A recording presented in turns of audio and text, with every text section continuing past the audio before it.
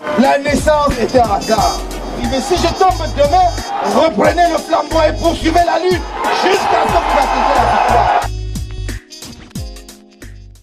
Des autorités camerounaises ont perdu la vie dans une attaque dans le Nozo. Pour Rémy Ngono, c'est le fruit des détournements. Il donne des détails sur l'affaire de détournement de 14 milliards. Il y a quelques jours, plusieurs personnes, dont un sous-préfet et un maire, ont été tuées mercredi, après que leur véhicule a sauté sur un engin explosif, dans le sud-ouest anglophone du Cameroun, en proie à un sanglant conflit séparatiste. Le convoi du sous-préfet a été la cible d'une attaque des sécessionnistes qui ont placé des explosifs sur l'axe entre Kondo Titi et Bekora, dans la région du sud-ouest. Parmi les victimes, le sous-préfet, le maire des Kondo Titi, un gendarme, un responsable local du parti au pouvoir et le chauffeur du sous-préfet.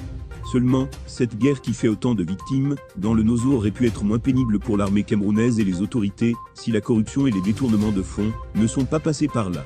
C'est ce que croit savoir Rémy Ngono, qui dans les dossiers noirs du samedi de ce 5 mars, a révélé une fois de plus, preuve à l'appui, d'un détournement de plus de 14 milliards par les généraux de l'armée camerounaise. En effet, selon Rémy Ngono, l'État camerounais avait entrepris des démarches, il y a quelques années pour l'acquisition de matériel de guerre de pointe. L'État devrait acheter des véhicules de guerre, capables de détecter des engins explosifs improvisés, EEI. Ainsi, plusieurs démarches et tractations ont été menées via un Camerounais vivant aux USA, avec des entreprises sud-africaines. Le deal avait été conclu, et d'ailleurs Paul Biya a eu à autoriser le décaissement du budget alloué pour l'achat de ces véhicules de guerre. Au regard des courriers et autres échanges, Rémy Ngono a démontré que plusieurs milliards ont été détournés. Rappelons que le nord-ouest et le sud-ouest sont peuplés principalement par la minorité anglophone du Cameroun, pays majoritairement francophone et dirigé d'une main de fer depuis près de 40 ans par le président Paul Biya, 89 ans.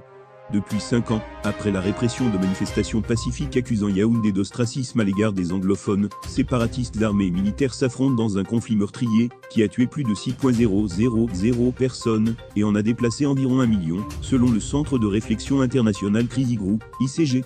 L'armée et les groupes séparatistes sont régulièrement accusés d'exactions sur les civils par les ONG. Voici l'extrait de l'émission en question.